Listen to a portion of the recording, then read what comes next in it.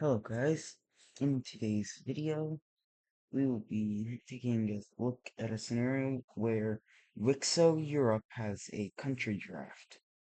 I've already chosen what I think are the two strongest nations in WICSO Europe, which I believe obviously Russia and then the Dutch team. This is, again, from the episode 80 map. Hopefully soon I'll have the most updated map which will probably be after this next episode releases. But for now, I will use this episode 80 map. But let's get started with this scenario. Alright, so as always, or not as always because I've never done these before, I tried doing one with the whole world, but I don't think you guys want to see an hour-long video. I did edit the colors of a few different nations, being the Ireland and Swiss nation, as they had the same exact color as the red I'm using for Russia. Um, that might just be something from when I did something, I'm not sure. But no country has the same color as what I'm using for the Dutch team. So now let's start this scenario. So Russia obviously is going to be the stronger of the two nations, and the first nation they will be recruiting is the Farmers Union. Also, in case you didn't notice, I did make every country that is not being included in this is black. Even over here, but honestly, who cares? I sh I probably could have just like focused on it in here because this is the only area that I'll be like recording in. But anyway, alright, so Russia recruits the Farmers Union, and we see that Germany will be recruiting France. I don't have like border lines made out here and stuff, so there's not gonna be any of that. It'll just be like one big union in the nations. But Russia will now recruit Rome, and I'm kind of going off like what actually happened in WICSO, but also like kind of some stronger nations go first. So we're kind of seeing that happening. Obviously, the Dutch team is going to recruit Norway, their one of their historically biggest enemies, other than Rome, but Rome's been recruited.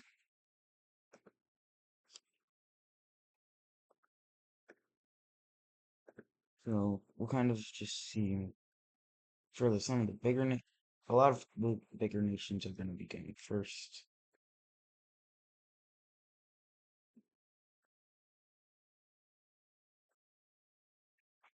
I'm trying to think of nations that Russia kind of likes, but there's not really many.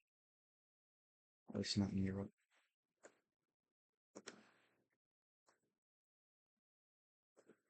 So here, with this move, we see Russia has now kind of locked Crimea from getting any aid.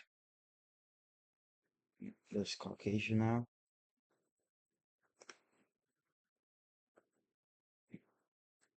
And for the most part, we actually see Ireland refusing to join either side.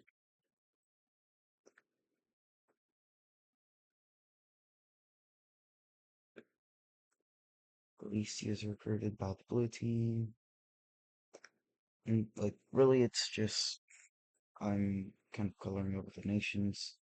There's not going to be much talking until every nation is recruited over. Or every nation has been recruited. For some of the big nations, or like ones that might actually do something, I might say something. Like Greece just got recruited by the blue team. Russia's kind of going for some of the smaller nations that might not add as much, but they make a strong front line. And they're kind of separating them from blue team. However, we do see blue team kind of does the same-ish, as the blue team's kind of cut Iceland off. I mean, not like it just took Norway and they would have had Iceland cut off. Norway went Andalusia. I think it's the red team's turn now.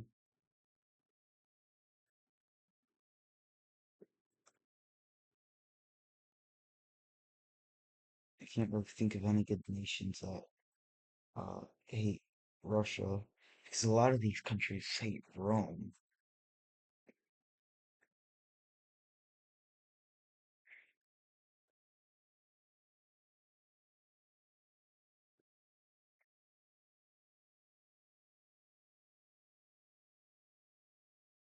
Now, looks like that Ireland will be joining the blue team, and that is every nation here.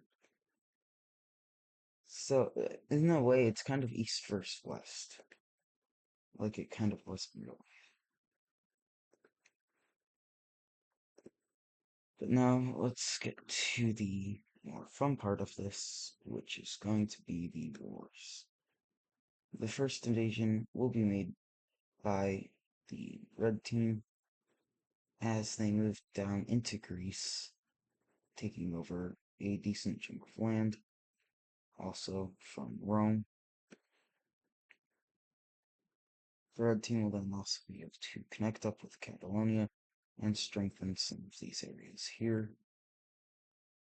However, of course, they will instantly be forced to lose Iceland, as there's nothing Iceland's going to do here. I'm sure the Dutch want that back. You also see something kind of similar happening right here. After this nation's capital is captured and they fall. You do see these three nations here kind of like they all work together very well, and they move into Azov or um Caucasian Crimea do. They will cut off the capital. However, Russia will be able to invade in.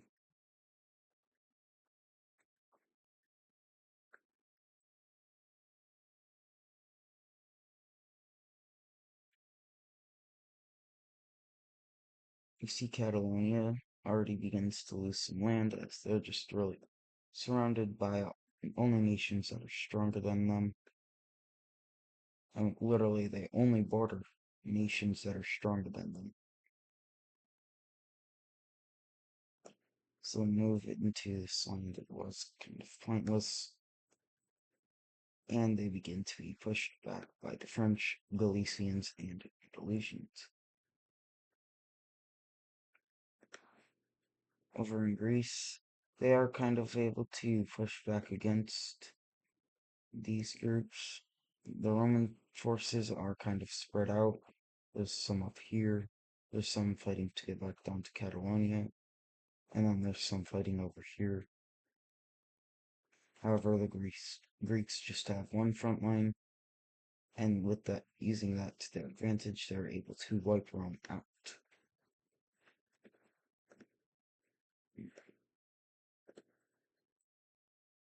We see this area here begins to be encircled as the countries move up towards Germany.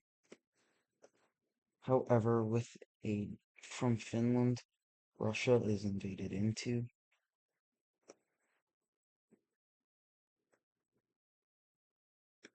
You see Russia loses access to the Baltic coast quite quickly as they focus their troops in the south, where they feel a more powerful presences.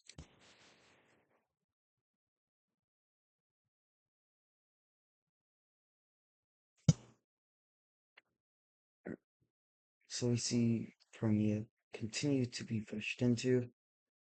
It's not really much like a big presence, a bigger threat. It's just like if we can take out Crimea and Caucasia, then we can take all their resources to fight against the West.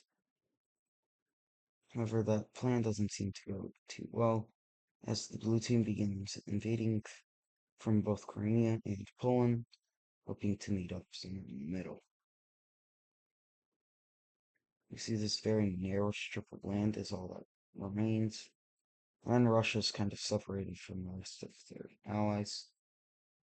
And to be honest, both of these groups are kind of equal in strength. However, just overall, the blue team overpowers even just the blue team on their own overpowers the red team. We do see the red team is able to make another push into Greece and capturing their coastline. This will severely impact this area. However, Crimea is able to connect up with Poland, and this will also very severely weaken the Russian aid to these areas, as there's not really anything they can do now. They've lost, at this point, they've lost Azov, as their capital has fallen. And now we see Caucasia begins invading up into Russia. So glad I put Caucasia on the right team this time. I had made one team very overpowered the first time I tried recording this, and I put Caucasia on the wrong side. It's not really too hard to tell who's gonna win this. The blue team begins invading into these areas here, capturing over most of them. They'll also be able to push back in some areas. This area here is separated, and the countries begin moving south. They capture Catalonia, and this country here, and Swiss. And now, the blue team has had, or the red team has had almost 5 nations fall. And the red team has had 5 nations fall, and the blue team hasn't had one.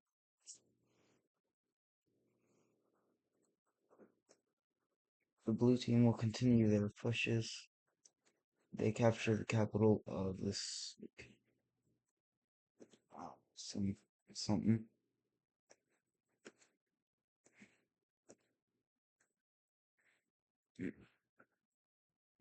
Also, yes, if you're not, I probably didn't need to mention this, but this is being posted on Caucasian Extreme.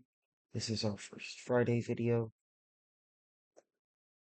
Hopefully we can get a couple more subscribers from here. I'll probably also post this as my Monday video on my main channel, although I don't see why I should, as that would kind of ruin the point of having this collab. We see Rome losing its connection point right here by Venice, and this will even further weaken the red team's ability to fight back. Seeing as they were going to lose soon, Russia will make a very large spearhead towards the Black Sea, moving in to this semi-familiar land if this was World War III, and they'll be able to surround the capital of the red team of Crimea, capture all of this, or capture all of that land, and push back into Azov. However, the capital is not liberated, and this is a major logistic failure on Russia's side, as a large buildup of Western troops, mainly Finnish, Norwegian, Danish, German, and Polish, coming right here, capturing the capital of the Russian team, and probably the capital of the red team. they'll be able to come into right here as they fund not what aren't really rebels because it is like their territory. And they're just like they're funding the people to fight back against the Russians, which creates them to be able to encircle this area and this area collapse.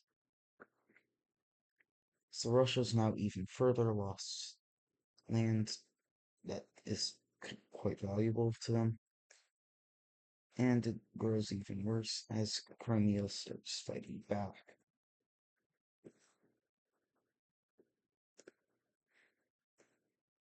Caucasia will help Crimea and recapture this area, and kind of, in a way, Russia just has now lost access to these countries again. They fumbled it once and then they fumbled it again. So, I mean, they have the Sea of Azov, but this area is controlled by, pretty much just only controlled by Crimea. We see Crimea begins pushing back against the Russians, and the Russians are even less effective in WICSO than they are in real life.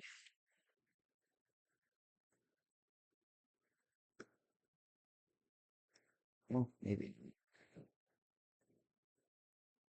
Estonia falls to the blue team, and Russia loses its northern coast.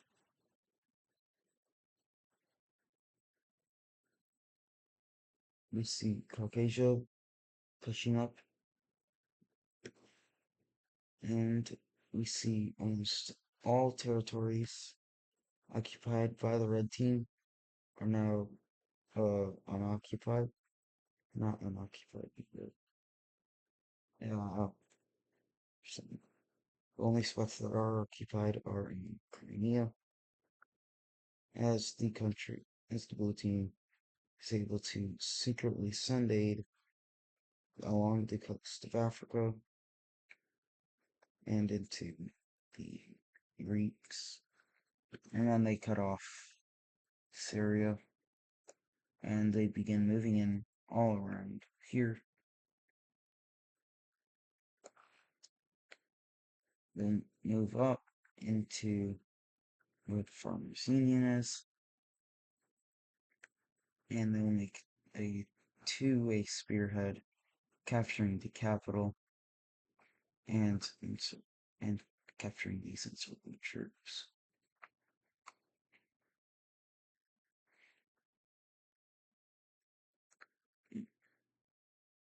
We do see the Russians make a very small pushback down in Caucasia, meeting up with the Caspian Sea again.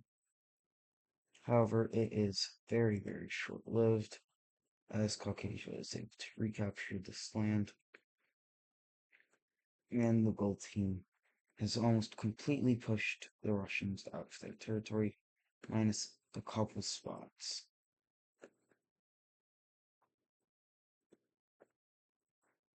The Gold Team will then begin more pushes into Russian territories,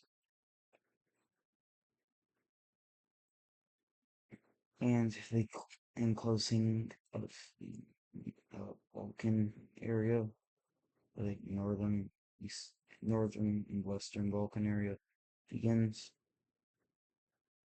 Rome is, or this Mediterranean area is separated into two again, and this capital is captured and all of this land falls. A landing is made on Sardinia and another on Corsica, capturing over both islands. A move is made to land in between the two capitals of Rome and South Italy, which are the only two capitals of a red team nation that are not occupied by the blue team. But that does not last long, as the southern Italian capital is captured, and South Italy falls as well. This area here has almost completely fell over, and Russia is kicked out of the gold team. Finland will enclose, Finland and Norway will enclose from the north,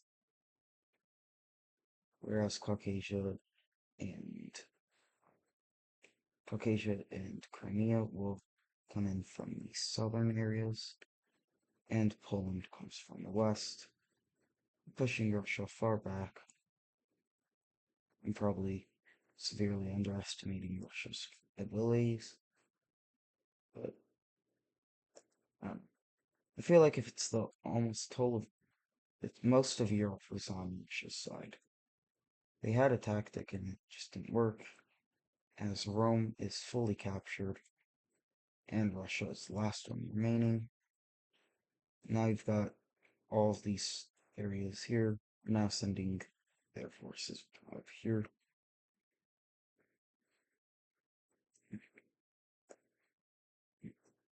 And it's coming to a close for Russia. I'll just turn on major cities just because they have two major cities left, and both are quickly captured. Their countries then split into three groups, and as the first group falls, the other two are enclosed in on, as there's nothing the Russians can do, and eventually Russia will fall to the blue team.